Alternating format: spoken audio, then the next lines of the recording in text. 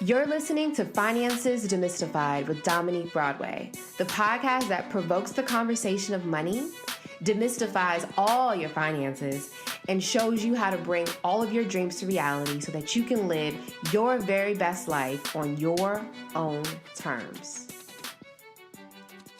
Welcome back to another episode of Finances Demystified with Dominique Broadway. I'm so excited for our guest today, Miss Nicole McNair, because a lot of you are really interested in getting into the world of real estate investing. I know I am personally. It's a goal of mine for the next 12 months or so, and she has completely figured out this whole real estate investing thing. I'm so excited to be able to talk to her, see how she was able to get it done, get her first property, second property, and so on from there. So, Nicole, how are you today?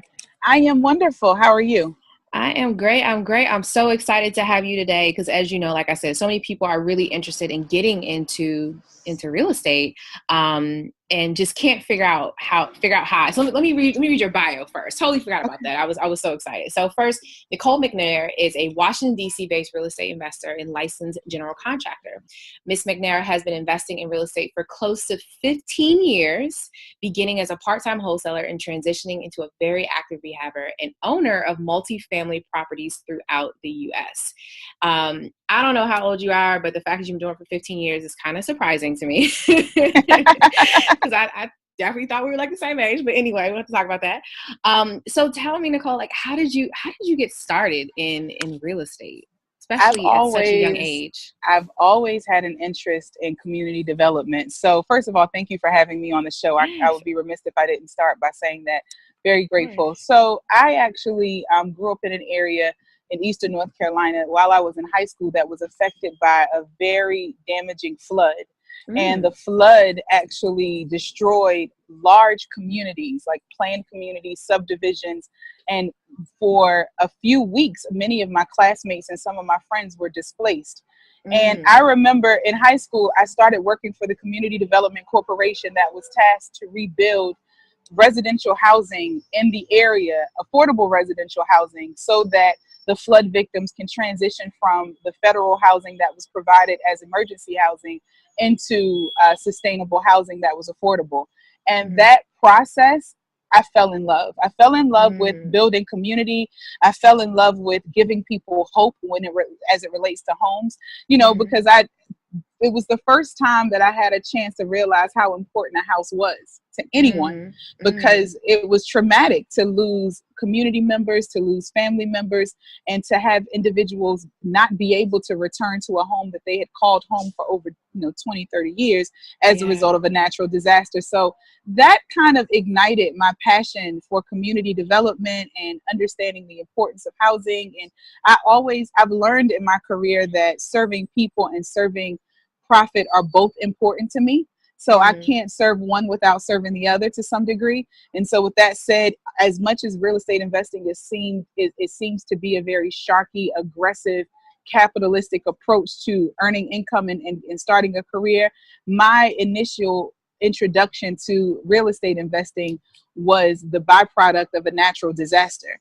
And I've always appreciated the opportunity to help a person, out of foreclosure when they are hopeless, to help a person find more affordable housing when it's necessary. That has been helpful to me throughout the years, and it started as a result of that experience. I love it. And I love how you kind of took something that was a disaster and it helped you to determine your passion and essentially, I guess be able to, create a life for yourself as well, which is dynamic.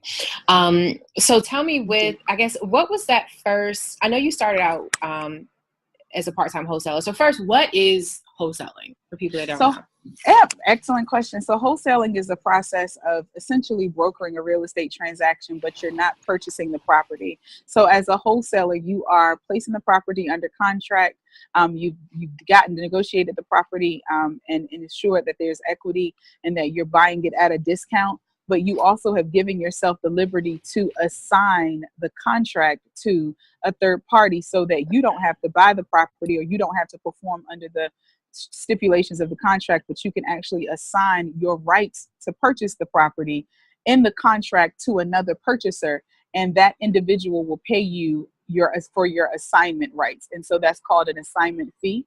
And wholesalers, they create profit through assignment fees, where they're able to acquire a property, negotiate a great discount on the acquisition of the property, help an individual prevent foreclosure or get out of whatever circumstance that they may be in. And then with the contract that's used, they give themselves the ability to sell their assignable rights, their rights to the contract, and they assign those rights to an end buyer who's known as a cash buyer. And that cash buyer will end up paying not only for the acquisition price, but whatever the assignment fee is that the wholesaler is charging for that property. Wow, that's awesome. So that seems like a really easy kind of entry point to getting into real estate investing. It's definitely a more simple entry point because you are eliminating two myths. You don't need cash. You don't need perfect credit. So you really just have to understand the skills. But there is something to be said about successful negotiators and successful wholesalers, because you still are expending a lot of energy and sweat equity in finding the deals, making sure that you're finding exclusive deals that are off market, making sure that you're developing a rapport with your seller, and getting the properties under contract at a price that's attractive to a cash buyer. So it's something that I don't recommend that people do without guidance, because every contract isn't marketable, but you have to make sure that you've negotiated the property and that the contract is marketable, because that's the only way you can have it assigned and transferred to a cash buyer. Okay. Gotcha. So you started out doing the wholesaling, and then you transitioned into rehabbing. So, I know when we talked a couple weeks ago, we were talking about like those rehab shows, how, at the top of the show, they pick between like three, crappy looking houses. And all of a sudden they pick one, and then 20 minutes later, it's all completely fabulous. And no, oh my gosh, I can do that. Yeah. No inspectors, nothing. No, you don't nothing, have to, right? Yeah, that's TV. Yeah. Every now and then they'll realize after, oh no, there's a crack in the foundation. I'm like, this is not real. So tell me, how did you get into rehabbing? I know it's something that, like I said, with these shows on HGTV, which I ain't gonna lie, I could totally sit and watch those shows all day long. They're amazing. They are amazing. They make it seem very easy. But as you know, it is not easy. It does not take a hour. It can take months. It can take even longer to get your rehab to where it is to actually be able to put it back on the market. So can you tell us about that experience, and what was the first property you bought, and what was that like from a financing standpoint to a rehabbing standpoint? Yeah, so a little bit more about my background. So I told you about my experience with the CDC in high school. Post-college and in college, I worked for developers. So when I transitioned out of college, my responsibility was a project manager bringing large-scale condominiums out of the ground. So I've been around construction for 15 plus years as well. I started wholesaling because of my corporate career being in development. I knew that the condos that we were building were super luxurious and very high end. And so I would find the distressed properties around my condo developments and wholesale those properties. Wow. So that's kind of like how my introduction, even pre-construction condos, they would give me the opportunity to wholesale, because I've always had that ambitious entrepreneurial nature even while working. And so they created opportunities for me to kind of hone in on those skills. So transitioning into development or construction wasn't as far of a reach for me, because I've spent all of my corporate career on construction job sites, hard hats, safety goggles, working with inspectors from the county. So it was just to do it on a smaller scale. The first project that I took on as a rehab project was a few years ago at the National Harbor in the Oxon Hill market. And it was a disaster because I decided to do a joint venture with another investor, and they were going to split the construction cost. And we endeavored to do it leveraging our savings and not really involving ourselves with hard money lenders or private lending, because at that point, the private lending market was depleted because of the change in the economy. And really quickly, what's a hard money lender for people? So a hard money lender, that's an excellent question, is a private lender who will lend to an entity, not a person, and they lend based on the value of the asset and the acquisition price that you've negotiated for that asset. So hard money lenders, they will say, okay, you have a home and it could be worth $300,000 and you've been able to acquire it for $85,000 and it will take you $50,000 to fix it up. we like those numbers. You're in at a low price, even under construction with the construction expenses is still low. We'll fund you to get your project done, but we will ask for points, which is typically 1% of the total loan amount, as well as interest in exchange for us taking the risk and partnering with you on the project. And it has been around since the beginning of time. Hard money loans or private lenders are available and very prominent in the real estate market. Because real estate is such a high risk industry, you have to have multiple exit strategies. So private lending is very important to real estate investors because everything can't be refinanced quickly, and you need to be able to transition out should that be necessary. So where there is a negative connotation that most people have who are new to real estate investing about hard money lending because of the cost and the interest and the points, where they should, what I tell everyone to consider is consider that your bank, without any experience in real estate investing, may not lend you $150,000 to make $100,000 in 6 months to a year, but your hard money lender will. And if he charges you $7,000 to $8,000 to do that, okay, it's not a traditional loan, it's not a government-backed loan, but it is a business transaction, and that's the cost that they've assessed for their risk, and it's something that you should just consider as a business expense. But that's what a hard money loan is, a hard money lender. Yeah, that's good. I know people kind of throw that term around, but don't really necessarily know what that means. So that's awesome. Okay. Yeah. So, all right. So you were saying, your first rehab. Sorry. Yeah, the first rehab, it was a little bit of a disaster. We weren't able to complete the job in the time frame that we anticipated. However, due to the success of the National Harbor, we were still able to walk away with a profit.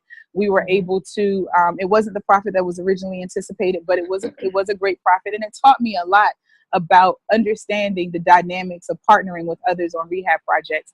My rehab projects moving forward have gone a lot more smooth. We've had some market changes. We've had, you have certain elements that you have to consider that HGTV doesn't cover, such as understanding the nature and the limitations of your construction crew, really making sure that you have a solid relationship with your inspector, because inspectors can really hold up the finalization of a project, and also a great relationship with your lender. Over the last 2 years, we've seen a dramatic increase in real estate investment deals and rehab deals. And so lenders are also seeing an increase in demand, which can cause them to be slower than anticipated. And you really are dependent heavily on your lender. So moving forward, the rehabs have been amazing. Some of them have had their own sets of challenges, but nothing compared to the first one. The first one was an eye-opener. It was what I expected was what was on HGTV, and what really happened was just a lot different. It was a lot different. Yeah, that's good to know. So for someone who is like really interested in real estate and maybe is looking to buy their first property, being maybe something that they're hoping to rehab or flip, or something they're looking to buy and hold and make it a long-term, maybe a rental property, what would you recommend as a first step? Or I guess what would you recommend as a first step for someone that's just like, hey, I just want to buy my first property? And then also, second part to that question, what's the best way for someone to analyze if a flip or a long-term rental is the way that they should go with the property? That's an excellent question. So I'm going to answer it part A and part B. So part A, if I were an individual, if the individual is interested in entering into real estate investing and would like to use the acquisition of their first home which is traditionally what we've been taught, buy your first property, make it a starter home, improve it, and then rent it out and move into a larger property, more of a family home. I actually add a quick twist to that. I think that if a person is interested in using their first home as their investment property, they should consider a multifamily. You're able to obtain FHA loans and government-backed loans for properties under 4 units. That's considered residential. And so when you're able to consider a multifamily and still acquire down payment assistance, still acquire smaller interest rates or lower interest rates, and also consider 203k funds, which give you some fix-up capital within the government-backed loan that still is at a lower interest rate than most private lenders. What's a 203k loan? What's So that? a 203K loan is actually an FHA-based product where they give you loans to improve the property, but the improvements have to be mostly cosmetic, nothing Mm, mechanical nor mm, structural in nature. But if you were to able to find like an older but functional 3 or 4 unit property and able to acquire 203K funding from the government at 3 or 4% to fix mm, the property up that you can easily finance into the mortgage, and your mortgage is seemingly inexpensive, 3 of those units you can rent out and gain passive income for, and the fourth unit you can live in and perhaps not even pay a mortgage on your property. So that would be my recommendation for those who are interested in entering into real estate investing and using their first home purchase as a way to get started. Definitely, definitely, definitely should consider a multifamily, because there's so many opportunities that are available to you in terms of bringing the cost of the property down if you mm. qualify for down payment assistance, as well as the overall expense of the investment property when you consider that your loan interest rate will be a lot lower due to it being a government-backed loan versus a private loan.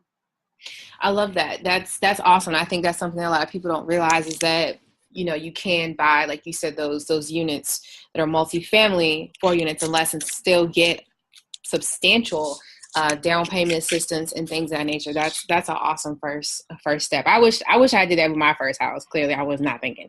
But that's a great idea. So I guess for you, like, how many houses have you been able to I guess rehab or flip or I guess keep as long term? What's kind of your investing strategy when it comes to your own personal real estate? Yes. So I first off, I wanted to make sure we went back to part B of the question, and I forgot Oh what it yeah, I forgot was. about that. Oh yeah, I'm sorry. So part B, I'll be all over the place. Part B was, how do you determine if a property is better to be rehabbed or flipped, or Right.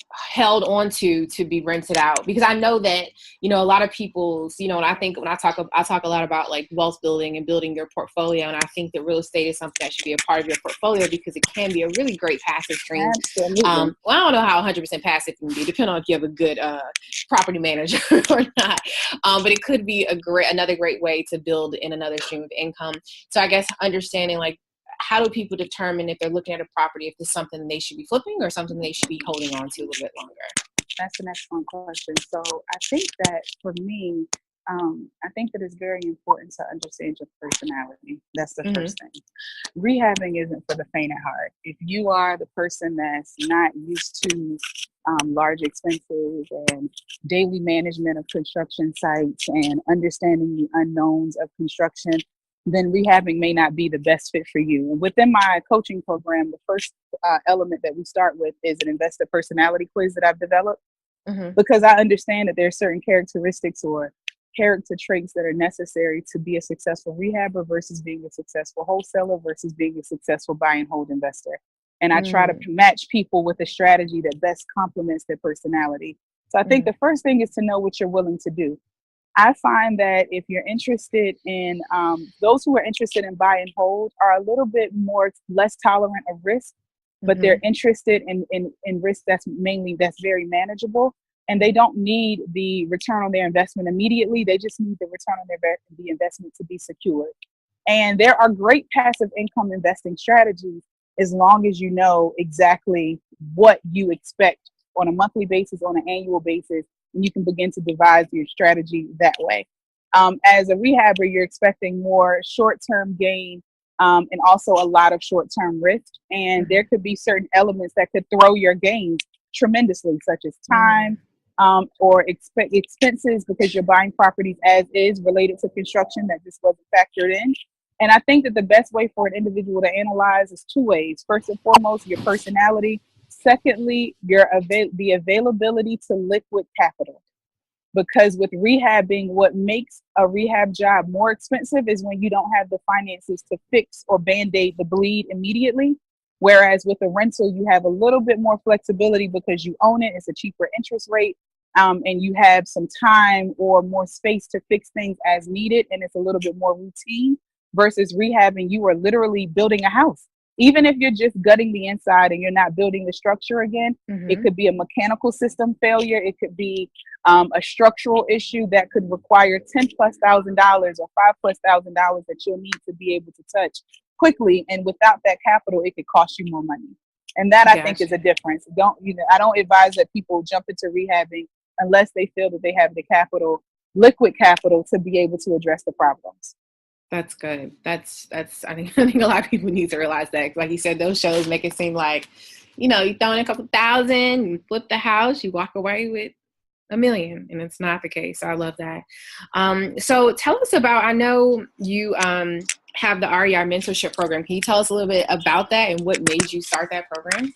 Yeah, so the REI Mentorship Program is one of the programs that we have in the REI Institute, and it's a 6-week intensive program that teaches every aspect of real estate investing, from wholesaling, buy and hold strategies, rehabbing, vacation rental strategies, tax strategies. Although I'm not a CPA, we bring in licensed CPAs. We also bring in general contractors to discuss the rehab process. We introduce you to private lenders to have conversations about what the cost would be if you wanted to enter into rehabbing. And those who participate in the program, the in-person program especially, are required to close a wholesale deal where we give you hands-on training and support in helping you do so. And so I established the program because I've been, learning this from various professionals for years. I mean, probably over 12 years. And as I have trained myself over the years working with those professionals, I found that the only thing that I would receive after a long seminar would be a certificate. But when it was time for me to go out, reach out to sellers, and I would, of course, get cold feet or have, doubt, or perhaps not know how to save a deal that I may have almost gotten under contract. What I learned is that I wish that my coaches would have been more available to me during the process of me working on my deals. And so why we created the program the way that we did is because we wanted the 30 hours, the 6 weeks that students are with us, to act as an opportunity for them to actually work on live deals so that we can see them in action, be able to jump in the trenches with them. They can hear us speak to sellers, hear us negotiate, hear the way that we set up, offers for cash buyers, as well as we hear them practice what we've taught them, so that there's a level of confidence that a student feels once they've left our program and going out and actually starting their investment career. I love it. I mean, I feel like that's what everybody wants, to be pretty much handheld through that first transaction. It's scary. And I think, absolutely. Yeah.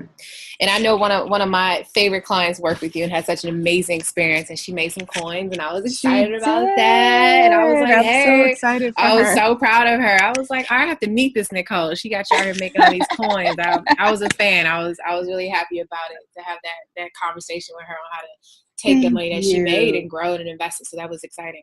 And one of the major things about her success that I loved is when she started the program, what she wanted was to quit her job. And she just kept saying, I just really want to get out of my job. I want to be a full-time entrepreneur. And a part of the program, I incorporate mindset training, because real estate investing looks very easy. It appears very simple. There are millions of YouTube videos that will share with you all of these fancy strategies to invest in real estate. But the program that we built endeavors to teach individuals how to have a successful real estate investment practice, meaning a side business that they're using, and the marketing systems and the lead generation strategies to continue to earn deals. And I appreciate how she really embraced the mindset aspect of it and allowed that to really give her the courage, because she found the deal in the program. We give every Saturday when we meet, we give them 90 minutes to work on their individual deals. And it was during that 90-minute time frame that she was working on a deal. She used what we told her. She found the deal in the program and closed it, and was able to earn over $20,000 from her first real estate investment transaction. So I'm very proud of her. I remember her calling me like, "Girl, I got extra $20K." I was like, "Let's have a conversation, and so you don't blow it." No, but that's awesome. Absolutely. So, I mean, and it's great to know people that have gone through your program, and obviously we're just pleased with it. And so I definitely commend you on that. So for the program that you have, do people have to be in the DC, Maryland, Virginia area, or is it something that is online as well? Or no, we actually offer virtual virtual slots as well. We have a virtual program coordinator who joins me in making sure that all of our virtual students are well attended to. They attend the course. It's all one big happy family. They're able to engage with the other students that are there in person.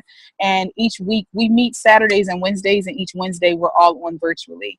And I'm actually releasing a virtual module-based program. And so later in the fall, we're going to be releasing a virtual version of the Real Estate Investor Mentorship Program that gives you an opportunity to take the program without being in DC and on an ongoing basis. We would have such a demand for the program registrations, and I try my best to maintain an intimacy with our programs. And I'm also out in the construction world, getting deals done and rehabbing. So we wanted to create something that could operate separate from my schedule, but would give my system and my curriculum an opportunity to help more people. I love it. I love it. I love that you were able to put this together so that others can help, so it can help others to kind of get going as well. So just in your own journey, I know you talk a bit in your bio about, how you kind of overcame like some dark depression and loss, in your journey. And I think that's something that as entrepreneurs, we don't spend a lot of time talking about, but I always, share the struggles I've gone through as an entrepreneur. What do you feel, I guess, has been like the biggest lesson you've learned in this journey? And do you feel like real estate kind of helped you get through those times?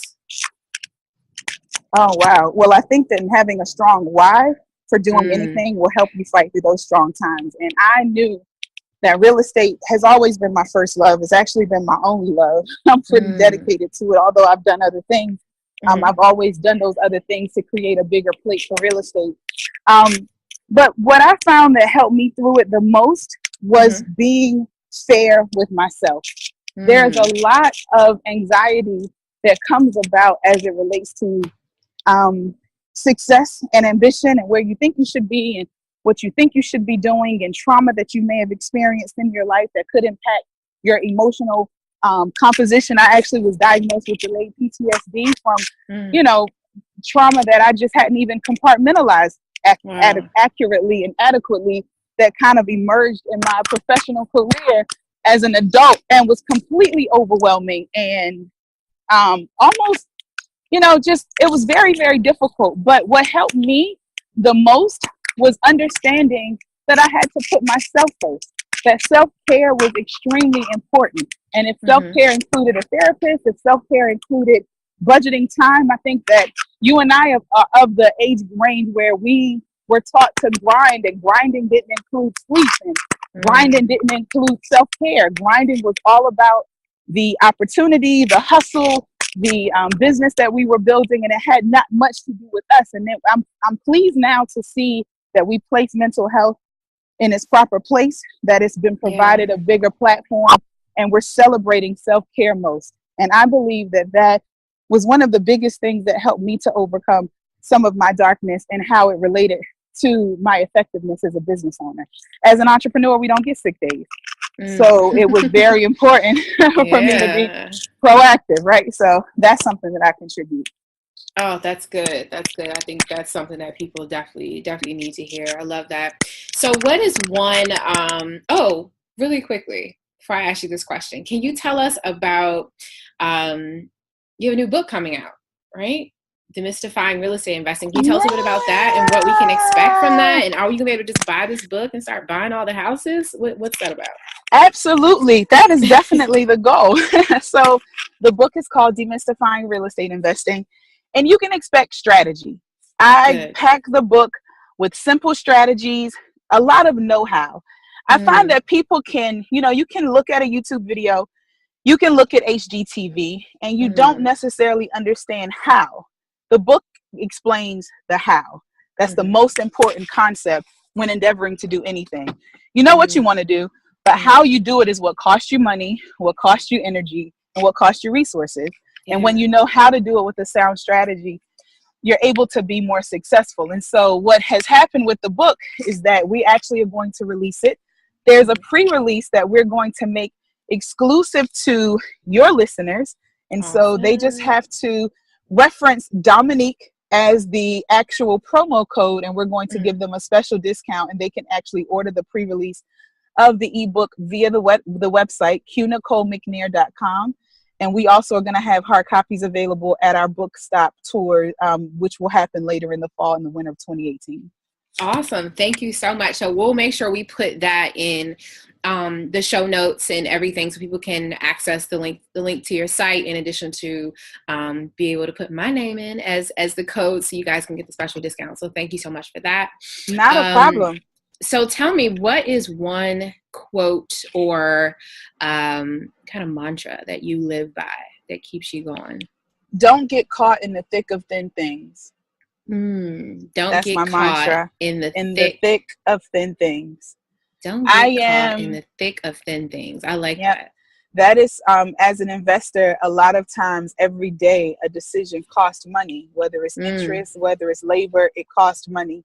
And a lot of times I find that new investors or individuals who may not be very aware of all of the elements and sacrifices you make as a real estate investor will cost themselves more money because they're complaining about something that is thin, right?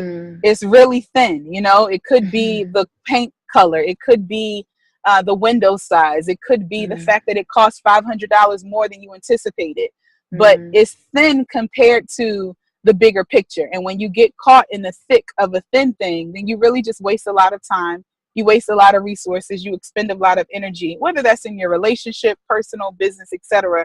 Really quantifying how big of a deal is this, and making sure that you understand how much energy you should give it based on how big of a deal you've identified it to be. I think that's very important.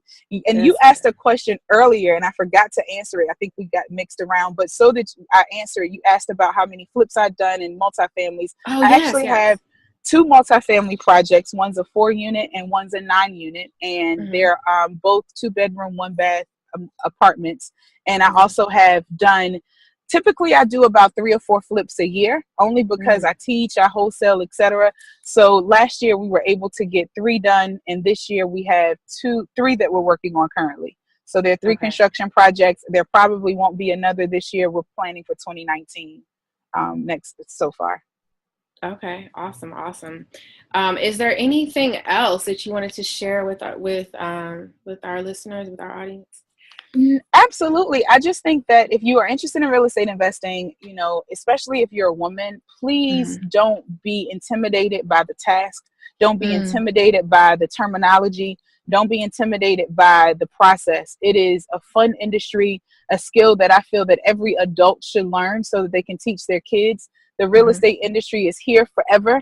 And fortunately, real estate investing, the practices are not based on boards or various advisors that control the processes, but it's really a legal matter. And with that being said, a lot doesn't change from generation to generation. What my grandfather was a big landowner and was responsible for developing subdivisions in North Carolina. So this is something that's kind of like in my genes. And the same the same things that he taught us when we were kids are some of the same elements that I use as an adult.